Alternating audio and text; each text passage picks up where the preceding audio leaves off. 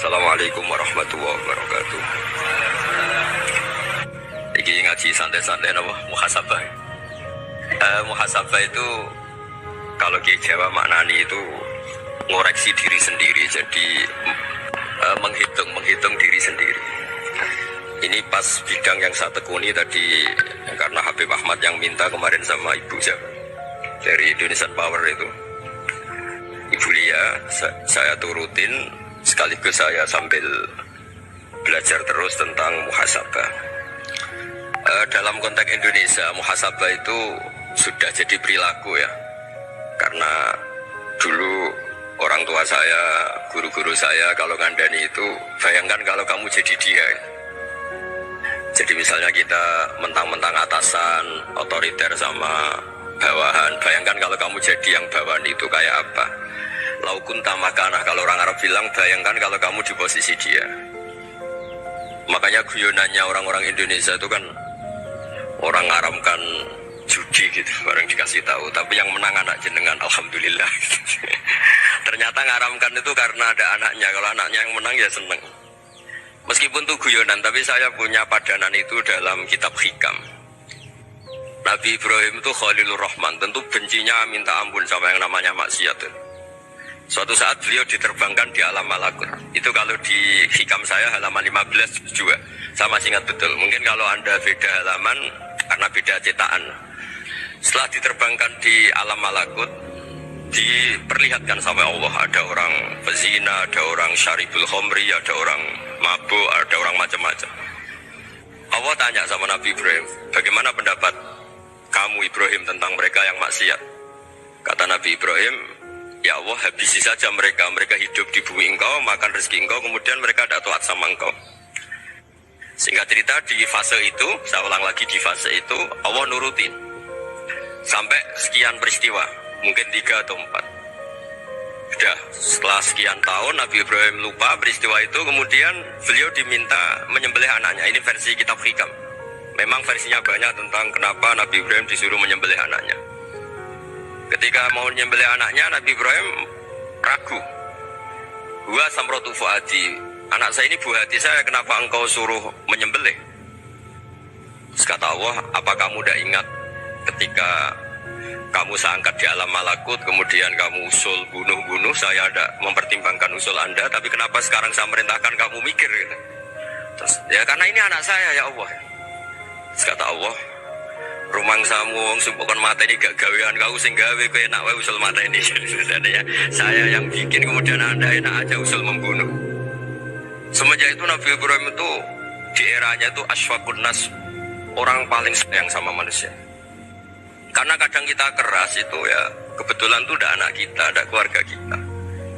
Cara orang Jawa itu kan gitu ya, kalau ada perempuan terus macak yang macam-macam pakai sepeda motor cowok, terus wah itu luput suwuk, semoga-moga gini. Tapi setelah dikasih tahu, ini ponakane jenengan, semoga-moga selamat ini. Jadi jangan-jangan kemarin Pak Ahlil Ma'asi itu kebetulan itu udah keluarga kita. Kalau keluarga kita pernah salah pada kita, semangat kita mintakan maaf. Jangan-jangan kita didikte hukum sosial gitu.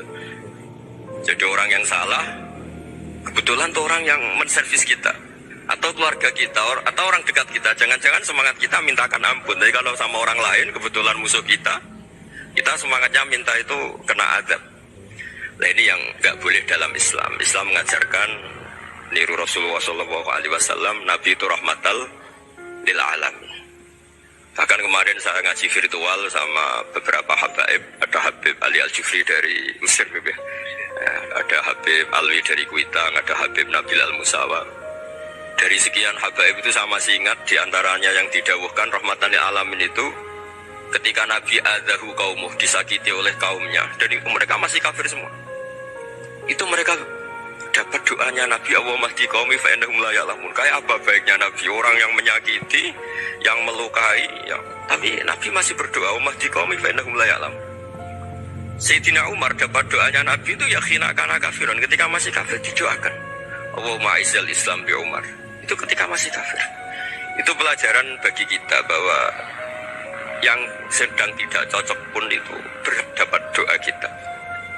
Ya doa supaya kondisi kita baik. hari tambah baik. Karena agama ini saya berkali-kali bilang limangka nayarjuwa hawal yawmal akhir. Agama ini diperuntukkan bagi yang selalu punya harapan pada Allah Subhanahu wa taala. Saya cerita muhasabah ini tentang hubungan kita dengan Allah. Di Indonesia itu banyak orang fasik, banyak orang nakal. Ya di mana-mana orang nakal itu ya mayoritas wa aksaruhum fasikun. Tapi berkahnya harapan. Mungkin saya kira nakal sobenda, mungkin saya kira sholat soben sholat, mungkin sekarang belum sakho, belum dermawan, suatu saat dermawan. Barokahnya itu kefasikan ini dianggap sementara.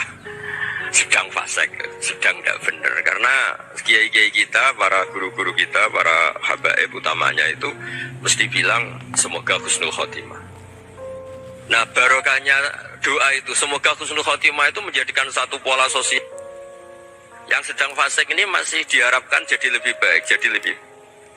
Sehingga kita tidak ngambil sikap ekstrim yang ingin menghabisi atau ingin mengadili, tidak. Karena selalu kita punya harapan. Dan agama ini limangka nerjuwa hawal yawmal akhir. Bayangkan itu kalau yang nakal itu anak kamu. Pasti kamu gak ingin kan langsung dapat azab, dapat apa. Padahal kita semua jadi tokoh ini abul kulli, bapak dari semuanya. Sehingga ketika Rasulullah SAW jalan-jalan kemudian melihat perempuan sedang menyalakan api. Kalau apinya mati ditiup, anaknya dijauhkan. Nanti kalau sudah jauh dari api, anaknya digendong lagi. Terus kata Rasulullah, matur ke semua sahabat, Aro'aitum anna hadih tarihatan waladaha alan nar. Apa kamu berpendapat bahwa perempuan ini akan melemparkan anaknya ke neraka? Tidak ya Rasulullah. Tidak akan seorang ibu melemparkan anaknya ke api. Terus kata Rasulullah, Allahu arhamu min hadih biwaladiha. Allah lebih rahman, lebih rahim dibanding orang tua ini kepada anaknya.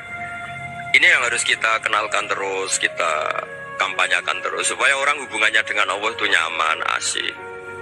Sehingga dengan demikian selalu ada harapan bahwa yang sedang nakal ini suatu saat tobat. Kita tidak boleh menghukumi pasti begini, pasti gini, itu tidak wilayah kita.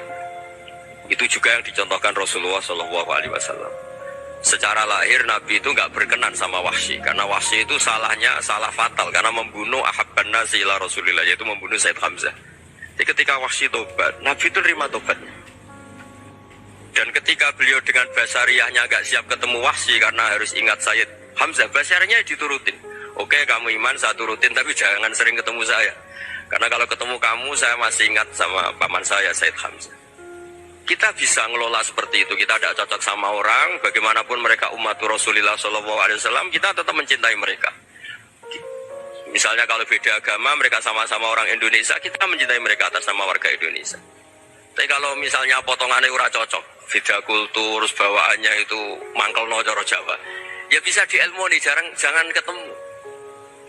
Wong sudah tidak cocok, ingin ketemu nyari solusi. Roh ini tok seneng itu kan ya repot gitu. Ya sudah kalau gak pati cocok ya jangan sering ketemu. Dan itu kita bisa memanage seperti itu tuh bisa. Saya berkali-kali cerita tentang Imam Syafi'i. Kalau dikasih tahu ya Imam Abu Abdillah, panggilannya Imam Syafi'i, tetangga anda ini ternyata banyak yang nggak senang anda. Jawabnya beliau senang. Ya bagus kalau nggak senang saya, anda utang saya kata. Jadi gara-gara sama seneng aku ngatur aku ini kan. Dan mungkin sama anda seneng kan ya enak. Jadi hidup itu dianggap happy. Kalau seneng ya teman silaturahim, kalau nggak seneng ya nggak bakal utang gitu. Baru kaya seneng itu nggak ganggu. Gitu. Jadi dulu itu orang bisa ngelola seneng nggak seneng itu bisa. Karena ada kearifan hubungan dengan Allah Subhanahu wa ta'ala. Hidupnya selesai karena masyghul bi dzikrillah, mereka sibuk dengan Allah. Makanya kata ulama-ulama tasawuf, kamu jangan melihat manusia perilakunya, tapi kamu juga harus ingat yang gerakkan semua itu Allah Subhanahu wa ta'ala. Dengan demikian kita faroh, kita senang. Makanya Nabi kalau ngutus Anas bin Malik kemudian nggak kesampaian yang diinginkan karena Anas main, ketika garwa-garwane Nabi agak tersinggung, Nabi andaikan Allah menghendaki yang saya inginkan kesampaian, pasti itu kesampaian. Jadi dianggap kegagalan Anas gak manggil yang dituju Nabi itu ya kersane Allah, ya enteng saja. Sayyidina Ali lebih parah lagi yang dialamin. Itu dalam beliau kalau dipanggil itu gak cepet-cepet ke sana. Ketika ditanya, kenapa kamu tak panggil gak cepet ke saya? Amin tuh ukubatak, karena aku tahu kau orang baik. Orang baik itu pemaaf. Jadi makanya orang-orang soleh dulu itu bodoh itu. Makanya sekarang kalau ada orang bodoh itu mesti bidik orang soleh. Kalau orang-orang soleh itu kakian husnudzon lagi sering dibodohin. Abdul bin Umar itu masyhur itu. Kalau ada budaknya sering sholat, sergap sholat itu dimerdekakan. Akhirnya nggak sholat pun pura-pura sholat. Akhirnya juga dimerdekakan. Ketika ditanya, kenapa engkau merdekakan? Padahal mereka sholatnya menipu engkau, kata pembisik-pembisik itu. Man khoda'ana lillah in khoda'na lah. Dia nipu atas nama Allah, berarti saat tertipu juga atas nama Allah. Gak masalah dong, semuanya demi Allah Subhanahu wa ta'ala. Jadi ketika kita ketemu mensifati Allah Ta'ala itu ghafir, Allah pemaaf. Jangan kamu gak fair untuk diri kamu nyifati Allah ghafir, pada orang lain Allah kamu sifati syadidul iqab. Jadi Allah kamu atur, kayak MC tadi ngatur saya. Jadi Allah itu apa? Kalau pada saya ghafir, kalau pada musuh saya syadidul iqab. Itu tidak fair.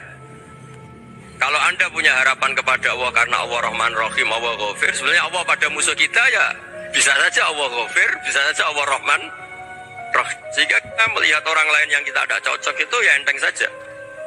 Itu min ummati Rasulillah sing tanaluhu syafa'atu, tanaluhu sa'atu rahmati, tanaluhu fair. Jangan dengan kita kayak mesti dapat rahmat. Jangan orang lain kayak Allah pasti syadidul iqab, itu tidak boleh. Sehingga ketika ada orang Badui, singkat cerita orang Badui ini kencing di masjid, semua sahabat membentak dia. Yang nggak bentak hanya Nabi dok. Saking mangkalnya orang ini karena semua sahabat bentak kecuali Nabi. Setelah dibenarin Nabi, terus Nabi nyuruh sobu ali dhanuban min ma'in. Setelah disucikan masjid itu, dia berdoa keras sekali. Allahumma arhamni wa Muhammadan wa la tarham ma'ana ahadan. Ya Allah, yang berhak dapat rahmatmu hanya saya dan Nabi Muhammad, yang lainnya jangan. Karena yang lainnya tuh jengkelin, gitu aja saya salah dimarah-marahin. Jadi kalau kamu doa terbatas ya kayak orang Bedui ini, kayak orang Arabi.